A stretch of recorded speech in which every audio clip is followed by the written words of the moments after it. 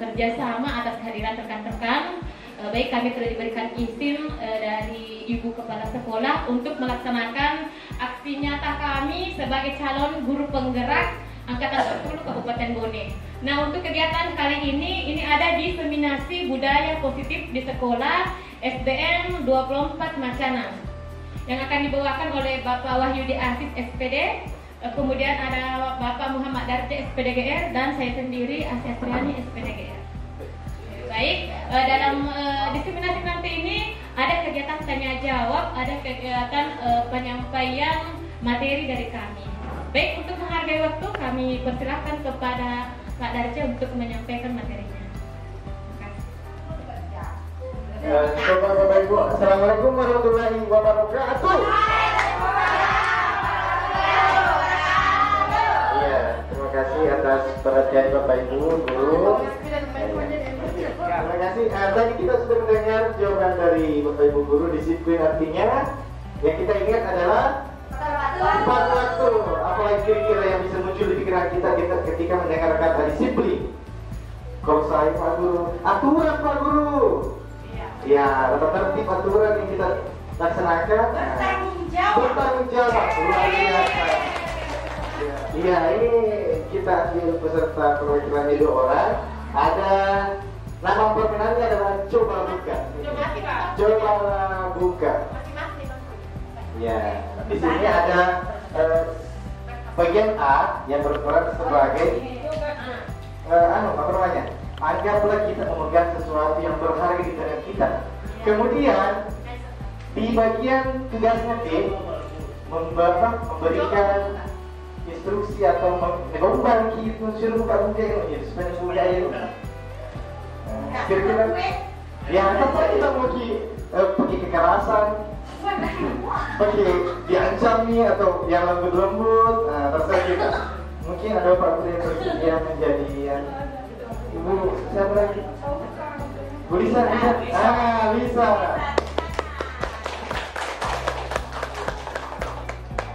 Itu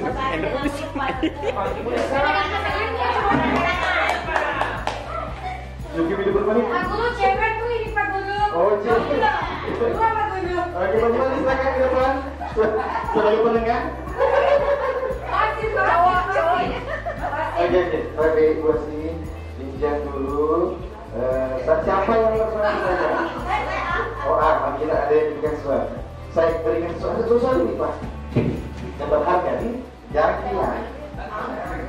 Anggaplah Mas. Anggaplah. Anggap itu yang berharga yang kita lihat. Kemudian Ibu Ipa berusaha memberikan informasi. Kita saja, mungkin bukannya dulu. Diri saja, mungkin bukan tidak yang penting. Yang penting Ibu Ipa berusaha bagaimana mencerahkan supaya bisa kita sebutin. Terserah kita. Iya. Wajah kami kelas.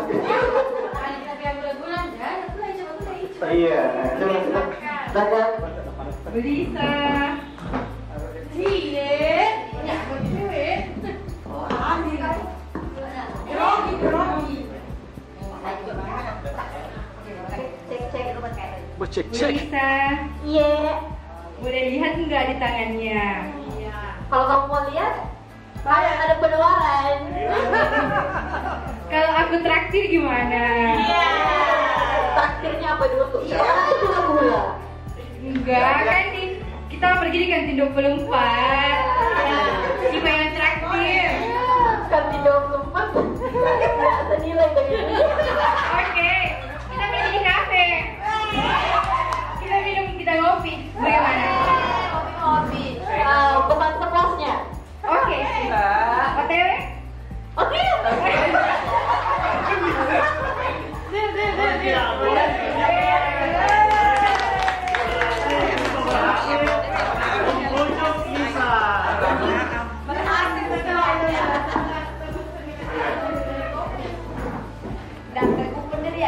Ya, coba terima kasih atas peran tadi yang diambil dari Bu Lisa dengan Bu Ipa. Nah, coba dari kegiatan ini kita bisa melihat Yang nomor 1 di sini, apakah Anda atau B membuka kepala Anda tadi? Siapa yang buka tadi? Iya. Apakah Anda atau B membuka kepala tangan Anda? Ya. Ya, mengapa kira-kira terbuka kita tadi bisa? Iya, memiliki yang bernilai dengannya. Kemudian yang kedua, apakah Anda menutup kepala tangan Anda? Tidak mungkin buka tadi awalnya? Iya. Mengapa kira-kira tidak mungkin buka awalnya? Penawarannya belum berapa. Iya, penawarannya. Kemudian yang ketiga, dalam kegiatan ini sesungguhnya siapa yang memegang kendali atau kontrol untuk membuka atau menutup kepala tangan Anda tadi?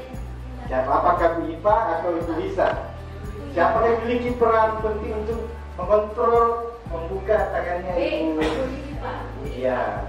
Nah, tetap berada pada Ibu Lisa. Ya, jadi ya. Tadi Bu Ipa memberikan namanya, tetap mengontrol tadi Ibu. Tetapi Bu Ipa memberikan kontrol dari luar. Tapi yang paling penting adalah ya rasa yang ada itu. Tapi yang paling penting di sini, yang paling bisa mengontrol diri sendiri adalah diri sendiri. Ya, namanya motivasi dari dalam diri bisa. Jadi itulah inti dari permainan kita. Ayo membuka. Tepuk tangan dulu. Iya, jadi dalam melakukan sesuatu, aktivitas sesuatu dan perilaku setiap hari, tentu ada motivasi yang muncul dari diri sendiri atau lingkungan sekitar kita. Iya, jadi iya eksternal dan internal. Jadi seperti itu juga kita nanti pengaruh terhadap iya internal dan eksternal. Iya, terhadap perilaku kita terhadap siswa kita yang ada di kelas masing-masing. Cukup hidup menit ini? Belum. Nah, coba mari kita Bapak Ibu mari kita tanyakan ke diri sendiri bagaimana kita berperilaku, mengapa kita melakukan segala sesuatu. Mengapa kita berperilaku karena mendorong di lingkungan atau mendorong ini. Ya ini. Nah, dalam John Emerson ini merupakan ilmuwan ternama. Ya. Ya, ini merupakan ini memberikan penjelasan bahwa kita berperilaku ada 3 unsur kita bisa berperilaku dalam kehidupan kita sehari-hari. Yang pertama, ya ini untuk menghindari ketidaknyamanan atau hukuman. Kadang kita berperilaku di baik di sekolah maupun di lingkungan sekitar kita karena takut terhadap adanya hukuman atau ancaman. Mungkin sering kita berikan kepada murid kita screenshot. Ya, konsekuensi ya. Kemudian yang kedua, kadang kita melakukan sesuatu karena ada imbalan atau apa? Iya. Siapa yang maju di depan mau kasih bola? Ya. Oh, ini dipanggil kita sebelumnya itu. Ya, selanjutnya hal tersebut menjadi alasan atau motivasi kita untuk berperilaku. Yang ketiga, motivasi untuk menjadi orang yang mereka inginkan dan menghargai diri sendiri dengan nilai-nilai yang mereka percaya. Jadi kita berbuat karena memang berasal dari dalam diri kita, bukan dari keikhlasan.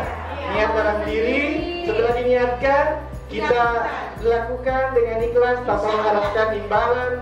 Nah, meskipun nanti yang merasa senang sendiri, ada kepuasan tersendiri. Terima kasih. Cukup 20 menit tadi. Pak Guru cepat sekali 10 menit. Belum 10 menit. Ya, yang pertama menghindari. Hari pertama itu Pak Guru dia negosan mobil ya, sampar itu. Bermalu kan? Pertama apa ini? Ya. Ini menghindari ketidaknyamanan yang pertama tadi. Kemudian mendapatkan imbalan atau penghargaan. Kemudian yang ketiga adalah karena berasal dari diri kita sendiri. Jadi begitupun di kelas kita, bagaimana cara kita memunculkan motivasi dari dalam diri murid kita, bukan karena ada iming-iming atau kita menghukum dari diri kita sebagai guru kelas. Coba renungkan sedikit. Bila di sekolah Anda tidak ada peraturan yang mengharuskan guru datang tepat waktu, bila tidak ada surat teguran, Bagi guru yang datang terlambat, tidak ada apa-apa yang Anda. Ya, saya tidak tahu siapa. Pak Amir, mohon di saya lepas. Saya sudah terlambat. Apakah kita datang terlambat? Ya, ketika kita datang terlambat tanpa ada hukuman, tanpa ada imbalan, berarti kita sudah memunculkan motivasi diri kita untuk berbuat. Ya, ini. Begitu juga dengan murid, bagaimana kita munculkan motivasi intrinsik supaya tidak datang terlambat. jamin di pada sekali. Ini, coba kita berlatih memahami kasus-kasus yang saya tampilkan ke depan, yang kami tampilkan ke depan. Mencatat 100 kali dalam buka kalimat, saya karena terlambat ke sekolah. Ini, apakah hukuman atau konsekuensi? Apakah termasuk hukuman atau konsekuensi? Ini, anak-anak mencatat 100 kali, saya tidak terlambat lagi. Kenapa ini sudah terlambat? Apa jadi konsekuensi atau hukuman? Ya, ya coba kita pikirkan dulu. Ya, ya, coba. Ya, coba. Iya, kasih. Coba kita simpan jawabannya sendiri. Kita lanjut. Ada 4 poin Bapak Ibu Guru. Lari mengelilingi lapangan basket 2 kali karena terlambat hadir di sekolah. Itu terlambat datang lari. Kita tidak contoh ini Pak Guru. Hukuman atau konsekuensi ini Pak Guru? Ya. Nanti coba kita menggantikan kertas tugas teman yang tadi sudah coret. Apakah hukuman atau konsekuensi? Apa sanksi? Mengganti kertas itu Menjemur di lapangan basket pukul 12 siang karena turun dengan telat. Hukuman? Iya, termasuk hukuman. Yang pertama tadi di sini adalah konsekuensi karena apa yang dilakukan ini, apa yang diperintahkan anak-anak berhubungan dengan pelanggarannya. Ketika berhubungan dengan pelanggarannya dengan hukuman sanksinya dan dikerjakan berarti dikatakan konsekuensi. Nah, kalau ini tidak berhubungan dengan yang dikerjakan, seandainya pelajaran lagi terlambat suruh di lapangan, bisa saja konsekuensi. Namun dia terlambat datang hadir di sekolah, dapat hukuman lari. Ya. Kemudian ini menggantikan kertas. Ya ini berhubungan. Yang tadi rusak kertasnya, konsekuensinya yang ganti. Ya, jadi yang terakhir tadi di sini berjemur. Ya tidak sesuai juga dengan pelanggarannya. Jadi termasuk hukuman. Ya, terima kasih Bapak ya Guru.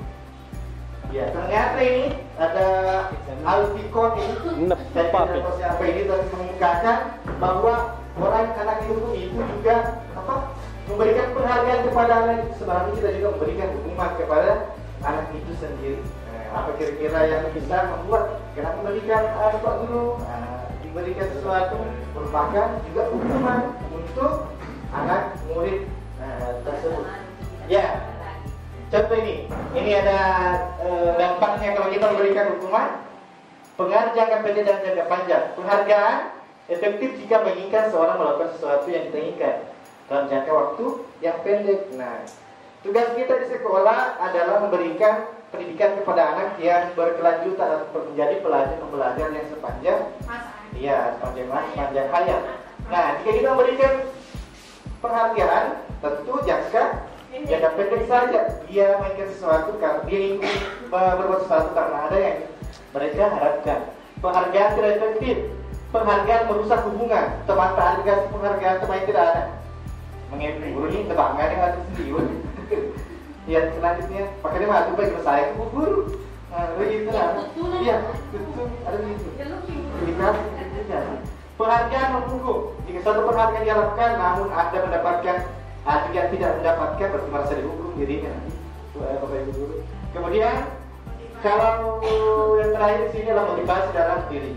Jadi kalau kita berikan penghargaan, yang muncul itu pada anak kita bukan berasal dari dirinya, tetapi berasal dari luar, merasa bangga atas penghargaan yang diberikan sehingga selalu mengharapkan sesuatu untuk melakukan aktivitas.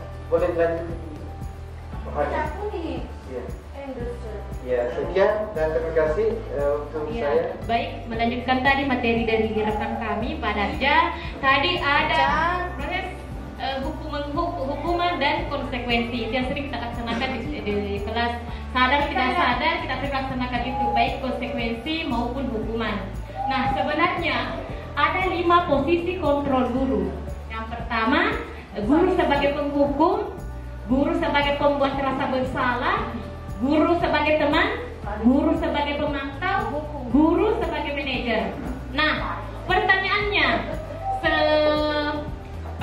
sebagai pribadi kita, sebenarnya kita ada di posisi mana?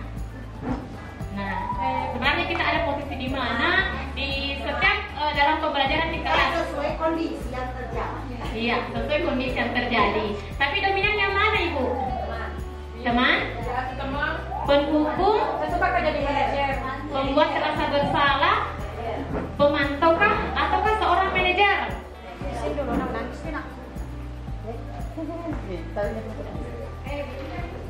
Nah, posisi kontrol guru ini sebagai penghukum. Ini ciri-cirinya. Guru berbuat menghardik, menunjuk-nunjuk, menyakiti, dan menyindir. Nah, itu ciri-ciri posisi kita sebagai guru sebagai penghukum. Kemudian guru sering berkata, kalau kamu tidak melakukannya, awas ya. Nah, itu hasilnya anak sering memberontak, menyalahkan orang lain, dan berbohong. Ini secara manusiawi pasti kita sering lakukan sebagai penghukum. Jangankan memberikan kata-kata, mungkin secara tidak sadar terlepas dari kontrol kita itu kadang memberikan sentuhan fisik yang sebenarnya itu tidak boleh. Nah, selanjutnya posisi membuat merasa bersalah. Itu berceramah dengan mengatakan seharusnya. Ibu itu kecewa. Kemudian ada kamu seharusnya sudah tahu. Ibu sekali mengatakannya, ibu stres. Nah, itu pembuat rasa bersalah. Kemudian akhirnya anak itu kadang menyembunyikan, menyangkal, dan berbohong. Nah, selanjutnya posisi kontrol sebagai teman itu biasanya kita dekat dengan siswa, dekat dengan murid kita seolah-olah berperan sebagai temannya. Nah, kita sering mengatakan, ayolah lakukan demi ibu. Masa kamu tidak mau? Ingat tidak, ibu pernah bantu. Nah, itu sering kita lakukan di kelas sebagai teman. Kemudian hasilnya ada saling ketergantungan.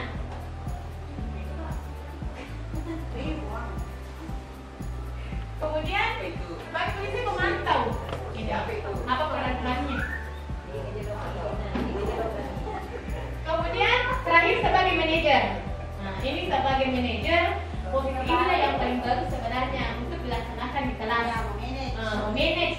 Posisi kita selaku manajer artinya bagaimana kita memanage kelas yang ada, bagaimana kita memanage siswa, apa yang kita yakini, kemudian menyepakati, mendengarkan kesepakatan kelas yang telah dilaksanakan.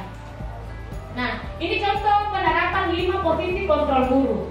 Yang pertama, hormat pada bendera selama 1 jam.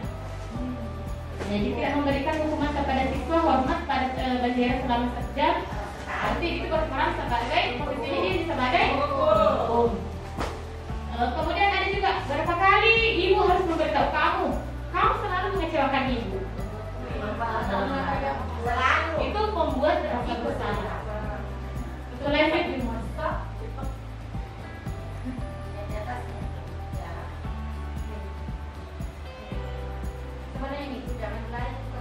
nah, kemudian ini, ayo dong ikuti aturan sekolah. Tolong bantu ibu. Ya, tidak apa-apa. Lain kali jangan sampai berbuat seperti ini. Ini posisi sebagai teman. Ya, biasa, sering. Kemudian sebagai pemantau, kamu sudah melanggar peraturan sekolah. Kamu tahu kan konsekuensinya? Setelah upacara, kamu beli atributnya di koperasi ini. Kalau ada misalnya ada konsekuensi, ada aturan yang dilanggar oleh siswa kita. Karena kita mengingatkan kembali aturan yang ada. Selanjutnya, nah ini, apakah kamu tahu kesalahanmu? kira-kira bagaimana kamu memperbaiki kesalahanmu. Nah, posisi sebenarnya yang paling benar adalah posisi yang diharapkan kita sebagai guru ini adalah posisi manajer. Ya, posisi yang paling tepat untuk diterapkan di kelas, yaitu bagaimana kita mengingatkan anak-anak kita tentang kesalahannya, bagaimana anak kita memanage anak menemukan sendiri kesalahannya, anak menemukan sendiri kerentonya untuk menjadi yang positif. Jadi bukan kita yang menghardik, bukan kita yang menghukum, bukan juga sebagai temannya, karena kenyataannya apabila kita mengambil posisi teman itu anak apabila kita terlalu dekat itu anak sering menjadi lebih hebat dengan gurunya. Kalau saya harus memang ada gap antara guru dengan siswa. Ya bukan karena ingin kita putih, tapi memang harus ada gap antara seorang guru ya menjaga wibawa untuk menjadi seorang manajer yang andal dan profesional. Nah, ini ada kasus guru matematika dan wali kelas 8, Ibu Santi sakit sehingga tidak dapat masuk dan mengajar.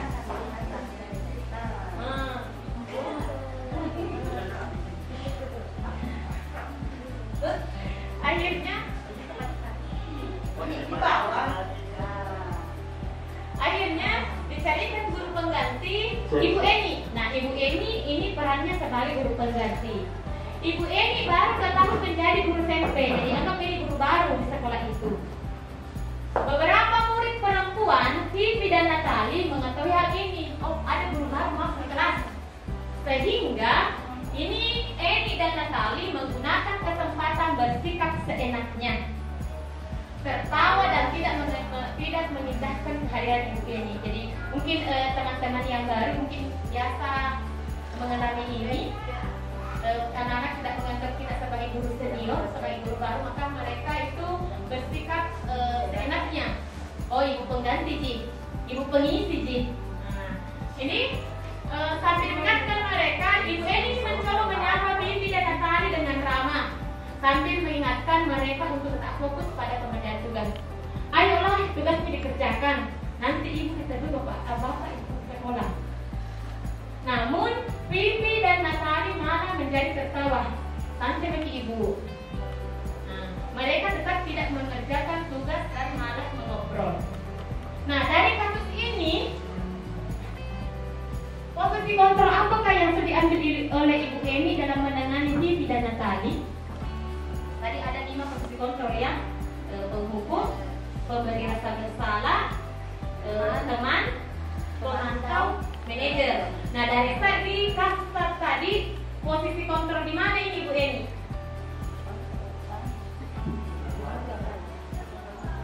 Nah, ini kasusnya. Ibu Eni ini guru pengganti, misalnya di kelas 4, di kelas 5. Nah, karena dianggap baru sama siswanya, dianggap guru baru, sehingga anak ini seolah-olah tidak memindahkan ibu guru. Dia bersikap seenaknya dengan tertawa di kelas. Ya. Posisi kontrol Ibu Eni ini sebagai apa? Ada pemantau, ada teman. Oke, mari kita cek. Oke, betul. Posisi teman. Nah, Ibu Eni ini memposisikan dirinya sebagai teman. Ya, Ibu Eni mencoba menyapa Vivi, mencoba mentai dengan ramah. Kemudian ada kata, tolong bantu ibu ya.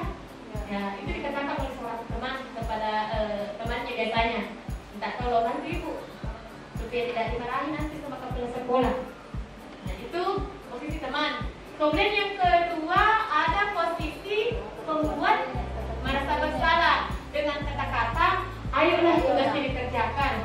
Nanti ibu ditegur bapak kepala sekolah kalau kalian tidak mengerjakan tugas.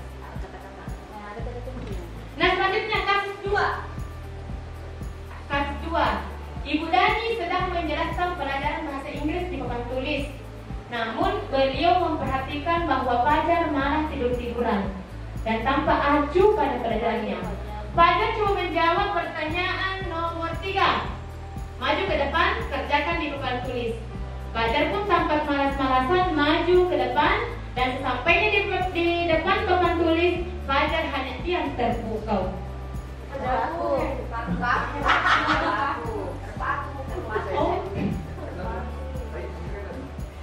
Sambil memegang buku wasiatnya dan mainkan spidol di tangannya. Ayo Fajar, makanya jangan tidur tiduran. Lain kali perhatikan. Sudah sana, duduk kembali. Kira-kira siapa yang bisa? Fajar pun kembali duduk di bangkunya. Hal seperti ini sudah seringkali terjadi pada Fajar. Sepertinya tidak memperhatikan. Acuh tidak acuh dan nilai-nilainya pun tidak terlalu bagus. Pada saat ditegur oleh Ibu Dani, pada saat ditegur oleh Ibu Dani, Fajar hanya menjawab, tidak tahu Bu. Ibu Dani pun menjawab, gimana sih kamu Fajar? Kamu gak kasihan ya sama ibu? Ibu sudah capek-capek loh mengajarkan kamu. Gak kasihan sama ibu. Nah, posisi kontak bersalah, itu dia posisi pemantau, kemudian posisi manajer. Iya, posisinya adalah membuat rasa bersalah. Ibu Dani bersikap menyerahkan Fajar. Ibu Dani mencoba untuk membuat Fajar merasa bersalah.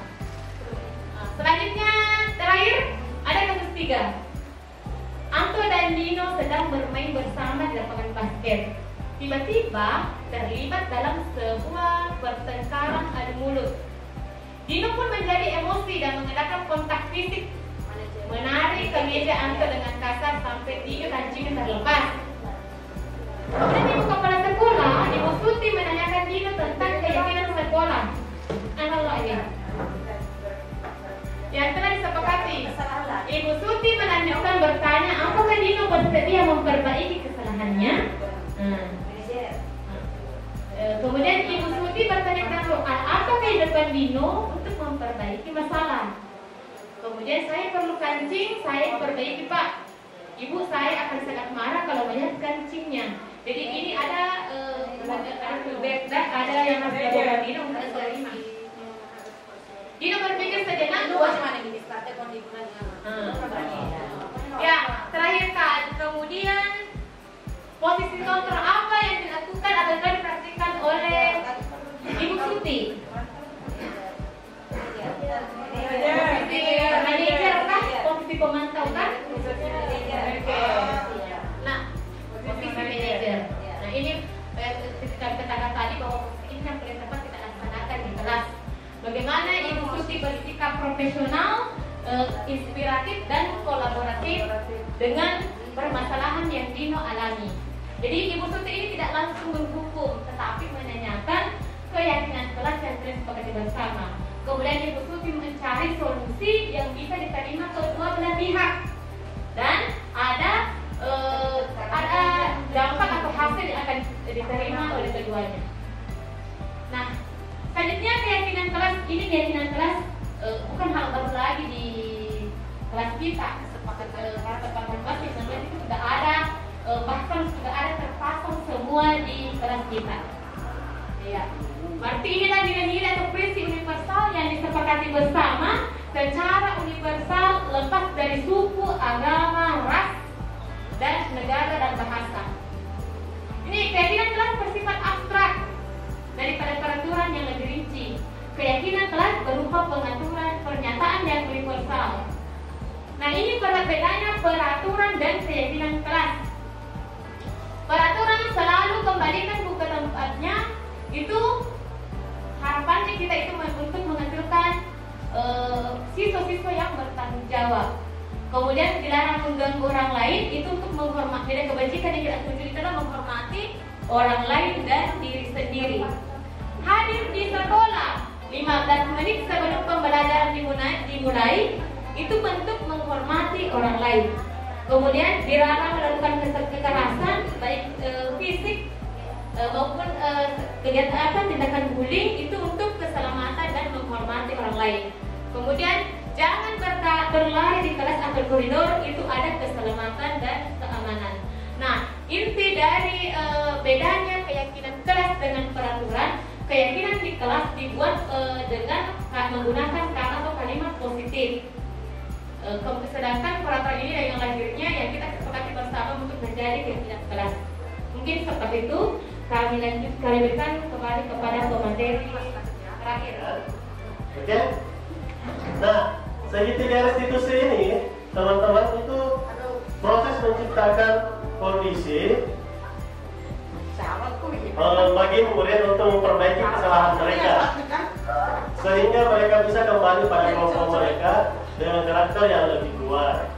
Nah, jadi harapannya melalui restitusi ini guru dapat membantu murid menjadi lebih baik dan memiliki tujuan yang disiplin positif. Kemudian membantu murid untuk jujur pada diri sendiri dan mengevaluasi dampak dari kesalahan yang dilakukan.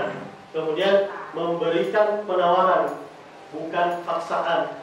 Jadi anak-anak yang melakukan kesalahan, dia sendiri mencoba mencari apa yang harus dia lakukan untuk mengatasi permasalahan yang dihadapi atau kesalahan yang dia hadapi. Nah, di sini ini contoh, ini gambarnya ya, segitiga restitusi. Di sini ada tiga, yaitu menstabilkan identitas, validasi tindakan yang salah, dan menanyakan keyakinan. Nah, di dalam menghadapi situasi tersebut, misalnya kalau ada anak-anak yang bermasalah, ya, ya kebetulan karena saya juga di situ, jadi Selesai. jadi di sini di dalam apabila ada anak melakukan kesalahan, yang pertama kali kita lakukan adalah kita harus stabilkan dulu identitasnya. Maksudnya ini kita kalau dalam artian kita dalam bahasa Buddhis yaitu patongan itu patongan itu cocok itu macam patongan. Tetapi itu artinya dari tadi emosinya. Iya, maksudnya tindakan yang dia lakukan kita stabilkan dulu supaya dia merasa bahwa benar. Nanti setelah itu kita validasi tindakan yang salah. Maksudnya di sini bahwa apa yang kamu lakukan itu sudah benar atau tidak. Iya betul, diganti dong.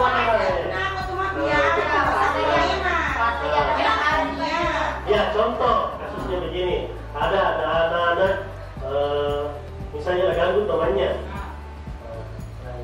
Kenapa kita ganggu anak teman tak? Nah, saya suka begitu. Rasa di kuliah kalau marah-marah. Terus kita dalam cara untuk menstabilkan identitasnya, emosinya, kita lakukan lagi. Oh iya, karena manusia itu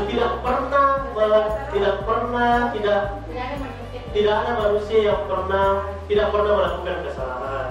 Nah, tapi aku harus tahu begitu. Seketika kita sudah mendapatkan ini, saya kembali ya sini.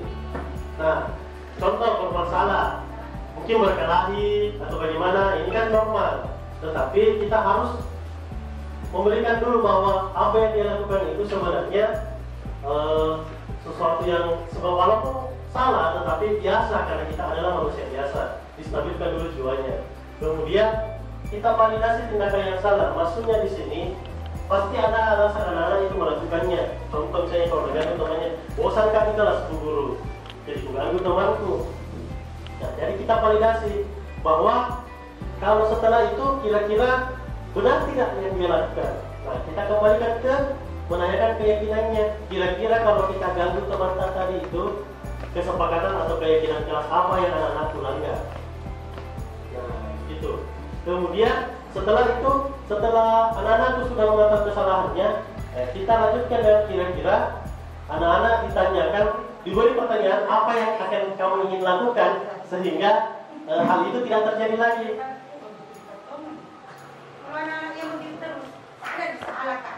Ya betul.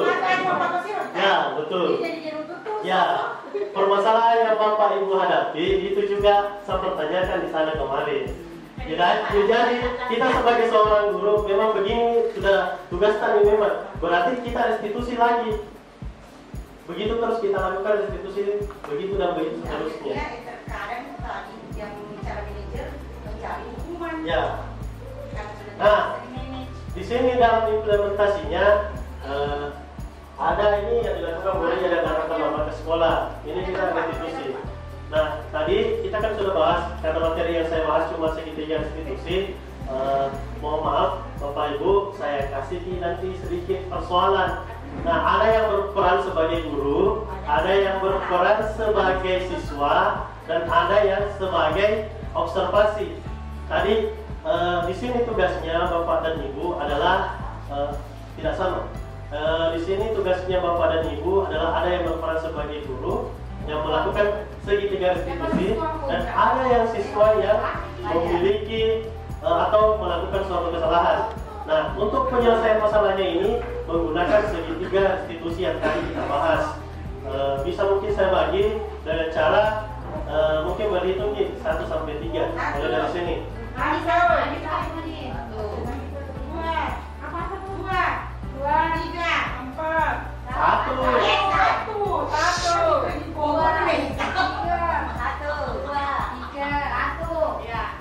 Oke, silakan yang nomor 1 ketemu yang nomor 1, yang 3 ke yang nomor 3.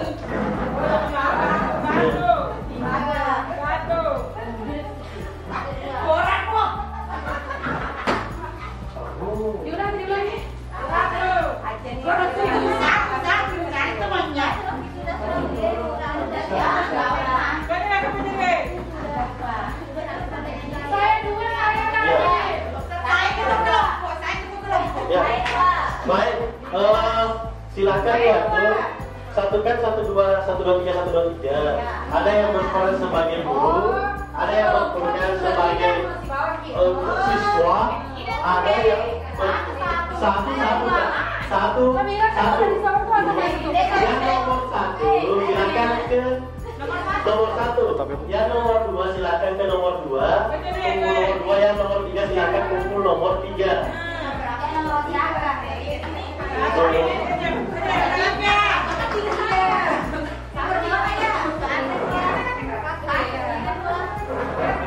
Ya, sampai yang 3.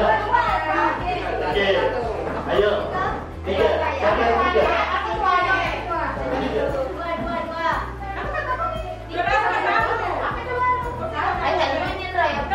1, 2. Sebagai apa di situ? Harusnya berdiri supaya kelihatan interaksi. Di sini ada 2 ya. Di sini berdua Halo. Baik teman-teman, minta tolong ada instruksinya. Ada instruksinya. Sini berdua nih. Coba dicermati. Halo. Teman. Baik teman-teman. Baik Bapak Ibu. Silakan dibaca dulu. Ditentukan dulu siapa sebagai murid, siapa sebagai guru, siapa sebagai observer. Oh ya, Observer tadi ini observer. Observer fungsinya adalah apakah guru tersebut sudah menjalankan 3 langkah institusi tersebut. Oh iya baik.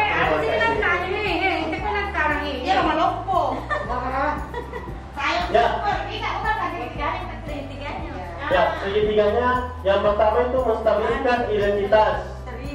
Bahwa contohnya mungkin begini. Pada Bu, pada segitiga terigu. Pada siapa observer? Di sini silakan observernya. Tidak ada kelompok observer begini juga. Observer begini juga.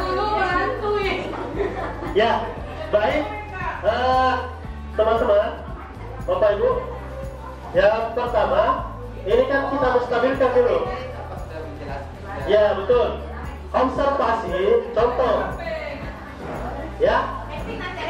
Ini cuma acting ceritanya. Ada yang berperan sebagai guru, ada yang berperan sebagai siswa. Jadi dalami saja itu tadi konsepnya, bahwa misalnya ada kita di situ mencuri.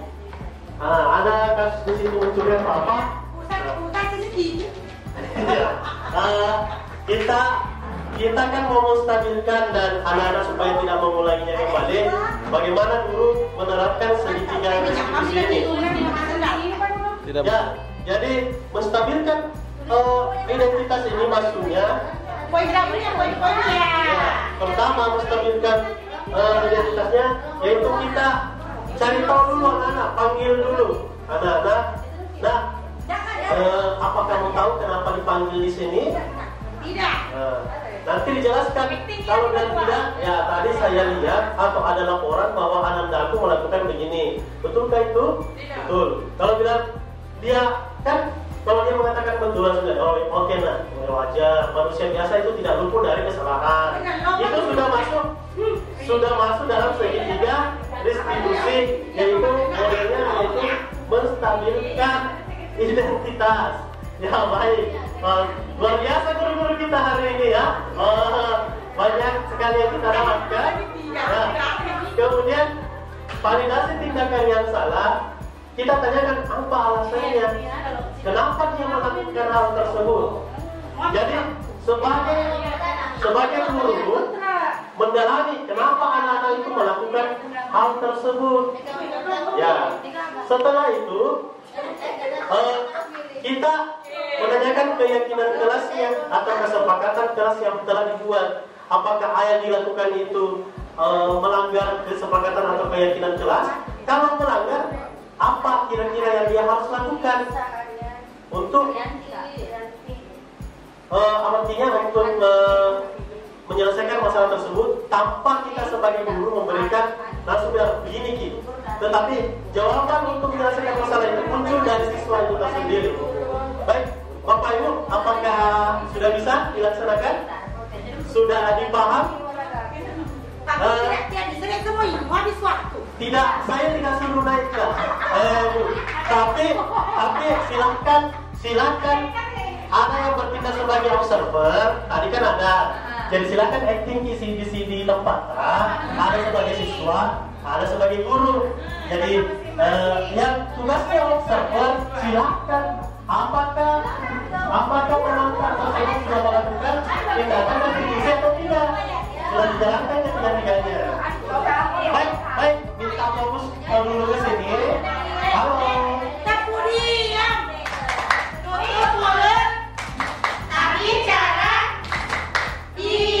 Oke, terima kasih. Baik, sebelum saya mulai, siapa yang sebagai guru? Berperan sebagai guru? Ya.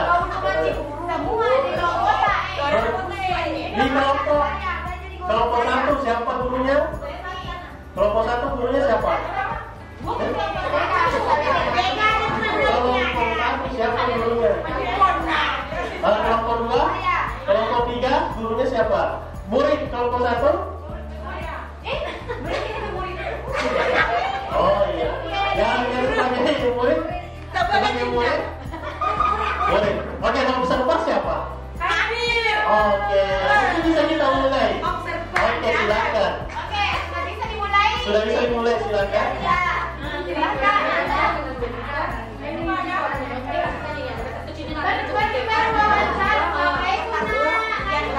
Contoh begini, kalau tidak begini kan sudah ada kasus yang tadi saya kasih baca itu kasusnya, kemudian pagi misi swasta, jadi hanya bicara untuk selesaikan itu melalui langkah restitusi masing-masing punya kasus.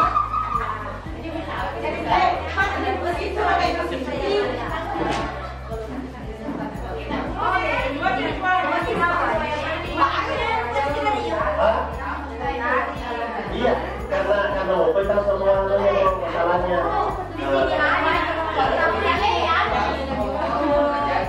Oh, ada kasus tadi satu, mana kan kasus satu itu dua, itu mau lari situ tadi.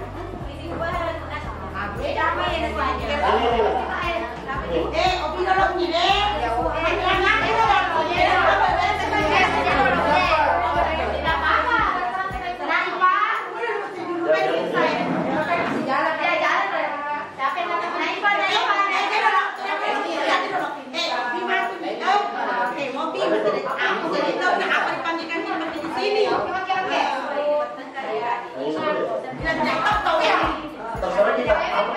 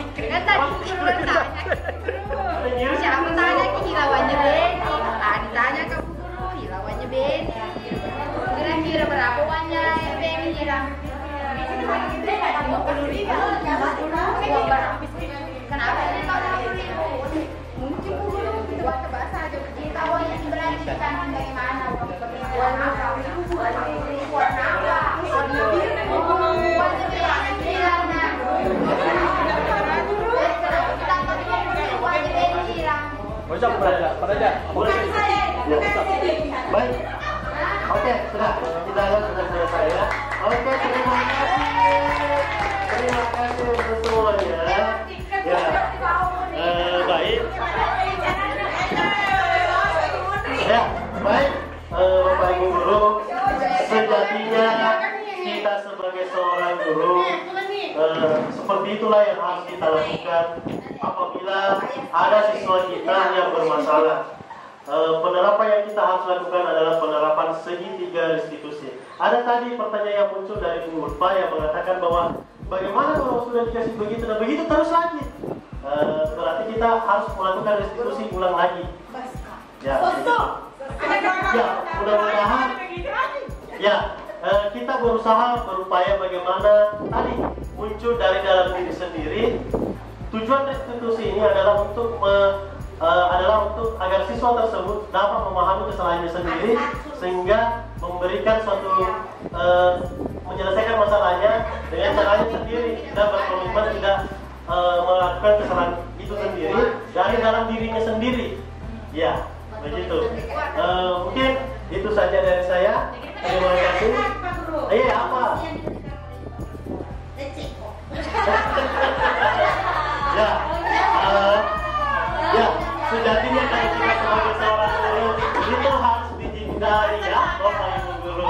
Nah, betul yang dibilang. Kata kita manusia biasa itu tidak luput dari kesalahan. Nah, begitu tadi berarti Urfa mau distabilkan dulu jiwanya. Ya.